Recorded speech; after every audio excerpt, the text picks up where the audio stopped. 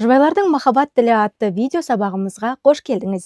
Егер тек осы сабақтан бастаған болсаңыз, алдыңғы видеоларды көріп, алғашқы екі махаббат тілі жайлы біліп алуыңызды сұранамын. Ал бүгін біз сіздермен бірге махаббаттың үшінші тілі сыйлықтар алу жайлы айтатын боламыз.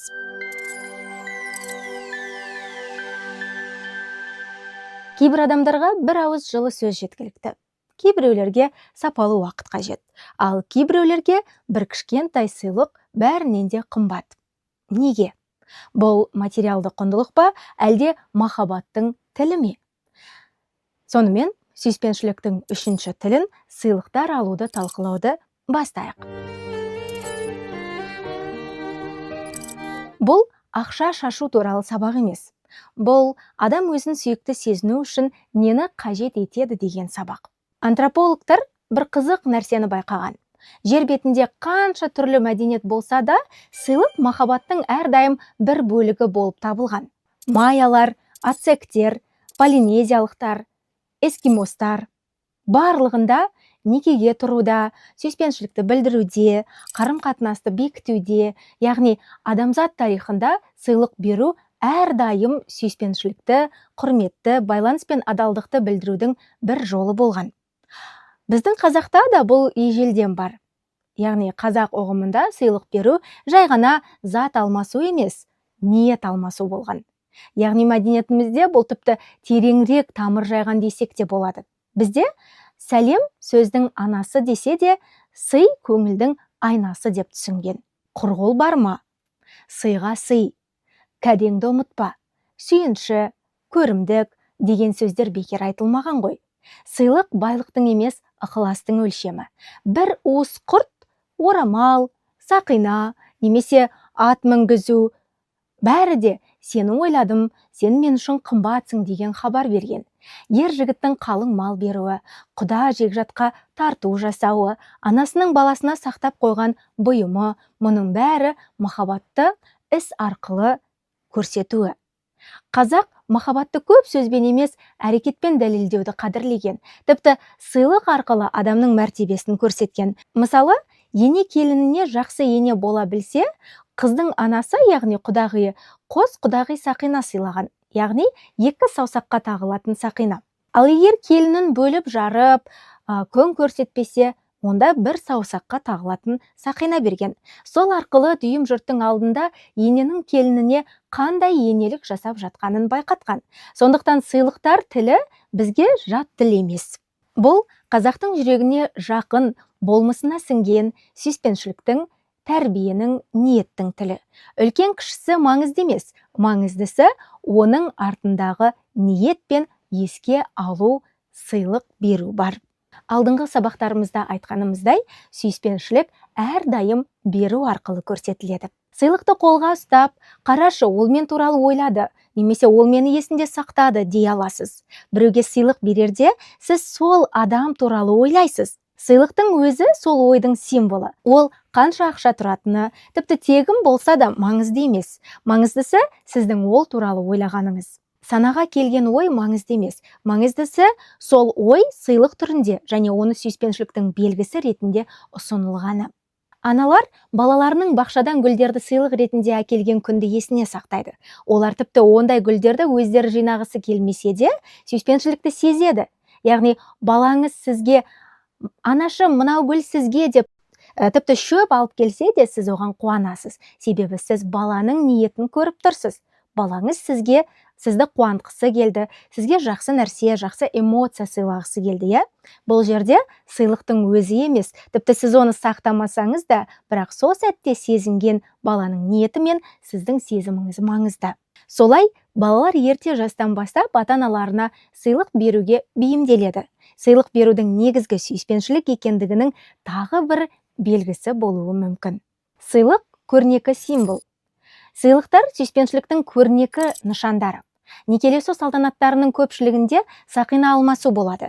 Салтанатты жүргізетін адам бұл сақиналар ішкі және рухани байланыстың сыртқы және көрінетін белгілері болып табылады. Ол сіздердің екі жүректеріңізді соңы жоқ сүйіспеншілікке біріктіреді дейді. Ол мағынасыз риторика емес. Бұл маңызды шындықты сөзбен жеткізу, яғни символдардың эмоциялық құндылығы бар. Мүмкін ол құлдырап бара жатқан некенің соңына қарай күйеуі немесе әйелі неке сақинасын киюді тоқтатқан кезде одан да айқын көрінер. Бұл некеге үлкен қауіп төніп тұрғанының көрнекі белгісі болады. Осы тұста мысал келтіре кетейін. Ол неке сақинасын маған қарай лақтырып жіберіп, ашуланып, есікті тарс жауып, үйден шығып кеткенде, біздің некемізге үлкен қауіп төніп тұрғанын білдім. Мен оның сақиналарын 2 күн бойы көтермедім. Сол бойы жерде жатты. Ақырында оларды көтергенімде мен жылап жібердім. Сақиналар некенің символы болды дейді.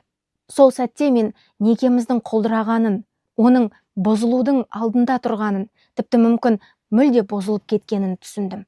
Бұл кісі үшін сақина некенің символы болды. Бірақ әйелінің саусағында емес, оның қолында жатып, олар некенің бұзылғанын анық еске салды. Сақина бұл кісінің жүрегінде терең эмоцияларды оятты. Яғни неке сақинасы жай бір металл, алтын, күміс емес. Ол қатынастың белгісі болды. Сол себепті сақинаны шешу, оны лақтырып жіберу адамның жүрегіне қатты тиеді.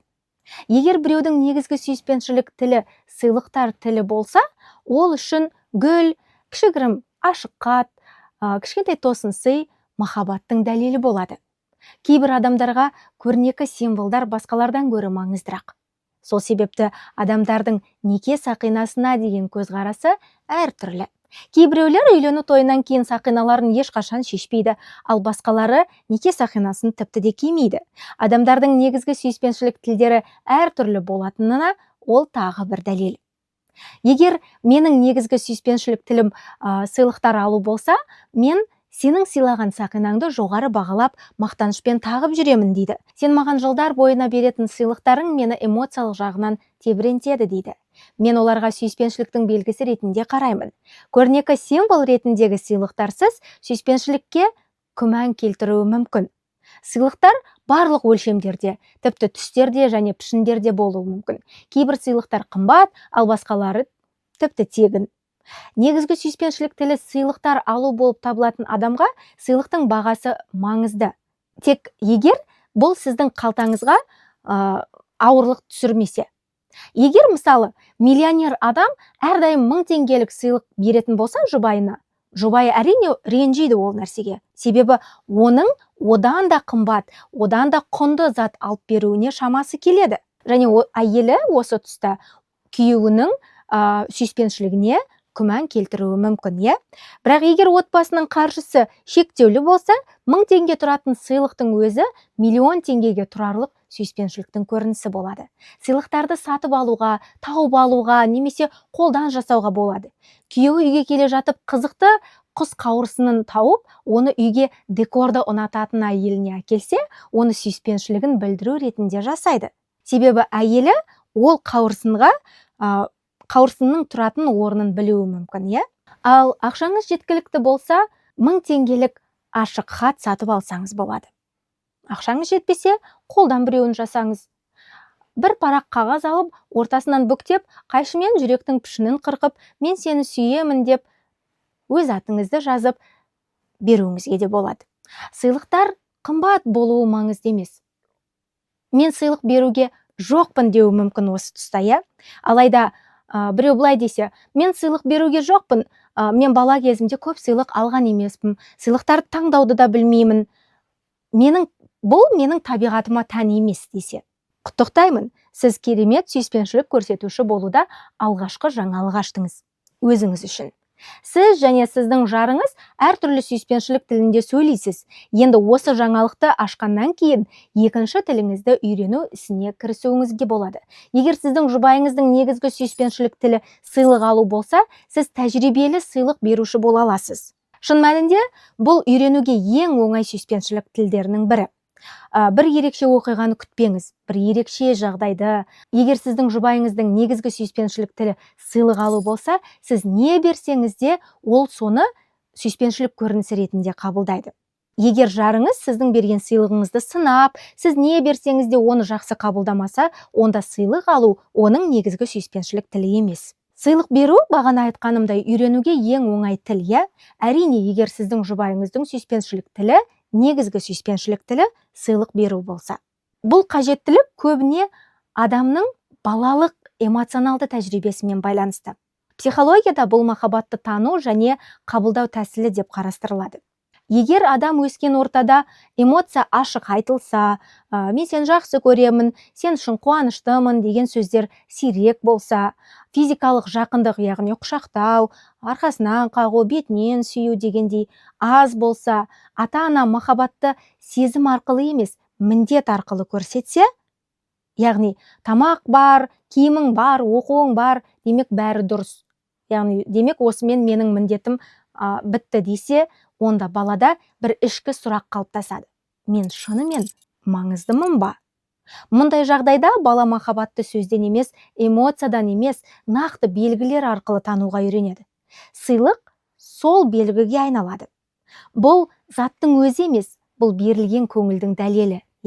Сондықтан сүйіспеншілік тілі сыйлық алу болса, онда ол адам үшін гүл, шағын сый, тосын сый маңызды емес. Сыйлық мен сені жақсы көремін деген сөздің орнынан жүреді. Маңыздысы, бұл адамдар зат құмар емес, яғни материалдық құндылыққа негізделмеген. Олар эмоционалды дәлелге мұқтаж. Өйткені бір кездері сезім айтылмаған, жақындық жеткіліксіз болған, ал ішкі қажеттілік сол бойы қанағаттанбай қалған. Сыйлық сол бос орынды уақытша толтыратын емес, қауіпсіздік сезімін беретін құрал. Яғни сүйіспеншілік тілі сыйлық беретін адамдарда міне бұл сыйлық осы нәрсені білдіреді. Яғни егер жұбайыңыз сізден сыйлық сұраса, ол сізден қымбат бір затты күтіп тұрған жоқ. Ол жай ғана мен сен үшін маңыздымын ба деген сұрағына жауап күтіп тұр. Сыйлықты талап ету ашкөздік емес. Көп жұптарда мынандай көрініс жиі кездеседі. Бір жұбай былай дейді: маған сыйлық маңызды. Ал екіншісі іштей немесе ашық түрде былай жауап беруі мүмкін: сен зат құмарсың.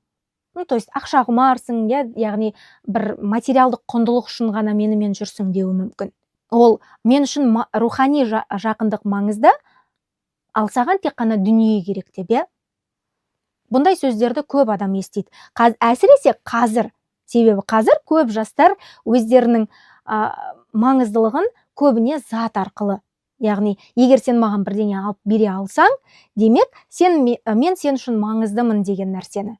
Қазір бұл жастар арасында өте көп естіледі. Міне осы жерде үлкен бір қателік жасайды адамдар. Сыйлықты құндылықпен шатастырады. Ал негізінде бұл құндылықтар қақтығыс емес, бұл махаббатты қабылдау тілдерінің айырмашылығы. Осы махаббаттың 5 тілі кітабын жазған автор Гэри Чепмен бұл жерде былай деп айтады: сыйлық махаббаттың дәлелі емес, бірақ ол махаббатты сезінудің бір жолы. Сыйлықты қаламау руханилықтың белгісі емес, ал сыйлықты қалау бұл таяздықтың да белгісі емес. Бұл тек адамның мені жақсы көреді деген сезімді қалай қабылдайтынын көрсетеді дейді. Егер жұбайыңыздың сүйіспеншілік тілі сыйлық болса, ол сізбен тек сол үшін ғана бірге жүрген жоқ. Ол сізден пайда көріп отырған жоқ, және ол сізді беретін адам ретінде пайдаланбайды. Сыйлық оның ішінде мынандай бір сезімдерді оятады: мен маңызды адаммын, ол мені ойлайды, мен үшін уақыт пен көңіл бөлінді. Яғни бұл эмоционалды қауіпсіздік. Сыйлық берілгенде оның эмоционалды багы толады. Алдыңғы сабақтарды тыңдаған болсаңыз, егер тыңдамаған болсаңыз, тыңдаңыз. Сол жерде біз эмоционалды баг туралы өте көп нақтырақ айтып кетеміз. Міне, осы сүйіспеншілік тілі сыйлық болған адамға сыйлық берген кезде оның эмоционалды багы, яғни ыдысы толады. Ал эмоционалды багы толған адам өзін сүйікті сезінеді, жақындайды, өзі де беруге дайын болады.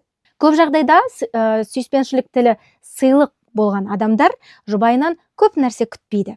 Оған қымбат бренд емес, үлкен, кішкентай болсын, маңызды емес, бірақ оймен таңдалған белгі жеткілікті. Бағанадан бері айтып келе жатқанымыз, ол ой: сен мен үшін маңыздысың, мен сені ойладым, және мен сені қуантқым келеді деген ой. Бір тал гүл, бір жолда алынған ұсақ бір кішігірім сыйлық, яғни сені есіме түсіріп алдым деген сөз. Егер бұл тіл еленбесе, адам ішінен мынандай қорытынды жасауы мүмкін: мен бұл адам үшін маңызды емеспін. Ал ол ой ұзақ уақыт жинала берсе, ренішке айналады, салқындыққа алып келеді, эмоционалды байланыс алшақтауына алып соғады, иә. Сондықтан сыйлық беру бұл қарым-қатынасты сатып алу емес, бұл жұбайыңыздың жүрегіне оның тілімен жауап беру. Махаббат біреу үшін сөз, біреу үшін уақыт, біреу үшін қамқорлық, ал біреу үшін сыйлық. Яғни сені ойлап берілген кішкентай сый. Және мәселе, тағы да айтамыз, сыйлықта емес, мәселе жұбайыңыз өзін сүйікті сезіне ме, жоқ па дегенде. Сондықтан егер жұбайыңыз 8 наурызға мен мына нәрсені қалаймын десе, демек бұл жұбайыңыздың сүйіспеншілік тілі. Ақша және қарсылық. Егер сіз үнемшіл, ақша жинайтын, ақшаны бекер шашуға болмайды дейтін адам болсаңыз, сыйлық беру сіз үшін ауыр болуы мүмкін. Бірақ мына ойды түсінуіңіз маңызды. Сіз ақшаны өзіңіздің қауіпсіздігіңіз үшін жинайсыз. Ал сыйлық арқылы жұбайыңыздың қауіпсіздігін жасайсыз, яғни эмоционалды қауіпсіздігін. Егер сіз нәтижелі сыйлық беруші болғыңыз келсе, ақшаға деген көзқарасыңызды өзгертуге тиіс боласыз. Әрқайсымыздың ақшаның мақсаты туралы жеке түсінігіміз бар, және ақшаны жаратуға қатысты бізде әртүрлі сезімдер болуы мүмкін. Кейбіреулеріміз ақша жаратуға бейім боламыз, біз ақша жұмсаған кезде өзімізді жақсы сезінеміз, ал басқаларымыз ақша жинау және инвестициялау көзқарасын ұстанамыз. Біз ақша жинап, оны ақылмен инвестициялағанда өзімізді жақсы сезінеміз, яғни қауіпсіз сезінеміз, иә? Сіздің ақшаны қалай ұстайтыныңыз, сіз өзіңіздің эмоционалдық қажеттілігіңізді қамқорлайтыныңызды көрсетеді. Алайда сіз жұбайыңыздың эмоционалды қажеттіліктерін қанағаттандырмайсыз. Егер сіз жұбайыңыздың негізгі сүйіспеншілік тілі сыйлықтар алу екенін білсеңіз, онда оған сыйлық сатып алу сіздің жасаған ең жақсы инвестицияңыз. Сіз өзіңіздің қарым-қатынасыңызға инвестиция жасай отыра және жұбайыңыздың эмоциялық қоймасын толтыра отыра, сол арқылы сіз өзіңіздің отбасыңызда тыныштық пен сүйіспеншілікке, қамқорлыққа ие боласыз. Және жұбайыңыз сізге сіздің сүйіспеншілік тіліңізде жауап беруге бейім болады. Екі адамның да эмоциялық қажеттіліктері қанағаттандырылғанда, сіздің некеңіз мүлдем басқаша, яғни жаңа өлшемге ие болады. Жинаған ақшаңызға алаңдамаңыз. Сіз әрқашан ақша үнемдеуші болып қала бересіз. Бірақ жұбайыңызды сүюге инвестиция жасау бір қымбат бір акцияға инвестиция жасаумен тең. Сонымен, егер жұбайыңыздың тілі сыйлықтар алу болса, онда сіз үшін оған сыйлық сыйлау шығын емес. Бұл қарым-қатынасқа ең сенімді инвестиция жасағаныңыз. Жұбайыңызға өзіңіз сыйлықсыз, яғни бірге болу. Кейде материалдық сыйлықтан гөрі қымбатырақ сыйлық бар. Оны өзі сыйлық немесе бар болу сыйы деп атайды. Менің өзім саған сыйлықпын деген сөзді сіздер жұбайларыңыздан, әсіресе әйелдер көп айтады, иә, естігенсіздер. Жұбайы қажет еткенде, яғни жұбайыңыз қажет еткен кезде сіз сол жерде болуыңыз, яғни оның жанында болуыңыз. Негізгі сүйіспеншілік тілі сыйлық алу адамға ол кез келген сыйлықтан қымбат. Яғни біз алдын айтып өткен едік, әр сүйіспеншілік тілдің өз диалектісі бар, және осында сыйлық алу сүйіспеншілік тілінің диалектісі бұл осы, яғни өзі, жұбайының өзі сыйлық болу. Бірде бір әйел былай дейді: менің күйеуім футболды менен гөрі қатты жақсы көреді. Мен неге сіз олай ойлайсыз дедім. Ол біздің баламыз туылған кезде, яғни баламыз туылған күні, ол футбол ойнауға кетті. Ол футбол ойнап жүргенде мен перзентханада жаттым дейді. Сонда мен сұрақ қойдым: бала туылғанда ол сіздің жаныңызда болды ма, әлде сіз толғақ кезінде, барлық кезде ол футбол ойнады ма? Ол әйел былай дейді: жоқ, әрине, ол бала туылған кезде менің жанымда болды, бірақ сәл уақыт өткеннен кейін ол достарымен бірге футбол ойнауға кетті дейді. Мен қатты күйзелдім. Ол біздің өміріміздегі ең маңызды сәт еді. Және бірге қуанышымды бөлісеміз деп ойлаған едім. Ол менімен бірге сол жерде болғанын қаладым. Ал ол менен гөрі футболды артық көрді дейді. Күйеуі әйеліне бір құшақ раушан гүлін жіберген болса да, оның перзентханада әйелінің қасында болуы әйеліне сол гүлдерден де әлдеқайда маңызды болар еді. Және сол жағдай әйелінің жанына ауыр тигені байқалды. Олардың сол балалары қазір үлкен, бірақ оның осы оқиғаны эмоционалды түрде айтуына қарағанда, ол оқиға кеше ғана болған сияқты. Яғни бұл оның жанын өте қатты жаралаған. Сол сәтте мен әрі қарай анықтауға әрекет еттім. Күйеуіңіз футболды сізден гөрі көбірек сүйеді деген өзіңіздің қорытындыңыз ба, әлде сол бір жағдайға негіздеп жасадыңыз ба деп. Ол жоқ деді. Менің анамды жерлеген күні де ол футбол ойнауға кетті дейді. Егер мен психолог болмасам, осы тұста не деген оңбаған еді деп айтар едім. Себебі ойлаңызшы, анаң қайтыс болды, сенің жаныңда ең жақын адамың жоқ. Сосын мен сұрадым, ол жерлеу рәсіміне барды ма деп. Иә, ол жерлеуде болды, бірақ рәсім біте салысымен ол футбол ойнауға кетті дейді. Осы тұста мен кішкене түсінбедім. Қазір мүмкін сіздер де солай ойлап тұрсыздар, бірақ бұл жерде күйеуінің де жауабы бар. Сосын әйелі әрі қарай былай сөзін жалғастырды. Мен түсінбей қалдым. Мен сенер-сенбесімді білмедім. Менің ағаларым, інілерім, туыстарым барлығы жанымда, ал күйеуім футбол ойнап жүр. Сосын мен оның күйеуінен нақтырақ сұрауға кірістім. Сіз бұл жайлы не айтасыз? Сонда ол былай дейді. Мен ол туралы айтатынын білдім дейді. Және мен именно осы жағдайлар туралы айтатынын білдім. Себебі бұл туралы ұзақ уақыттан бері өмір бойы айтып келе жатыр десек те болады. Яғни сөздің қисыны ғой, өмір бойы әрдайым постоянно осыны айтады деген. Босану кезінде мен барлық толғақ кезінде, бала дүниеге келген кезде де оның жанында болдым. Суретке түсірдім, видеоға түсірдім, қуанышым қойныма сыймады. Мен ол туралы өзімнің футбол командамның жігіттеріне айтуға асықтым. Бірақ сол күні кешке перзентханаға оралғанымда қуанышымнан ізі де қалмады. Әйелім маған қатты ашуланып отыр, мен оның айтқан сөздеріне сене алмадым. Себебі мен командаммен қуанышымды бөліскеніме ол да қуанады деп ойладым.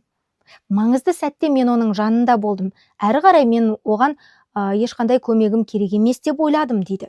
Ал оның анасы қайтыс болған кезде ол сізге мына бір нәрсені айтпады. Ол кісі қайтыс болардан бір апта бұрын мен жұмысымды ысырып, бір апта бойы ауруханада болдым және анасының үйінде жөндеу жұмыстарын жүргіздім, үй шаруашылығына көмектестім. Ол қайтыс болып жерлеу рәсімі аяқталғаннан кейін мен қолымнан келгенін бәрін жасадым деп ойладым. Маған енді кішкене демалу керек болды. Мен футбол ойнағанды жақсы көремін. Футбол маған дем алатын жер. Және мен де әйелімнің менің демалғанымды кішкене үзіліс жасағанымды қалайды деп ойладым дейді. Мен әйелім үшін маңызды нәрселердің барлығын жасадым. Бірақ естігенімдей бұл жеткіліксіз екен ол үшін дейді.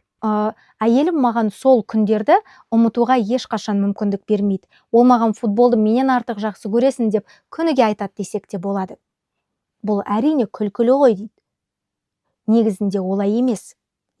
Бұл тұста күйеуі адал болды, шыншыл болды. Бірақ бірге болудың орасан зор күшін түсіне алмады.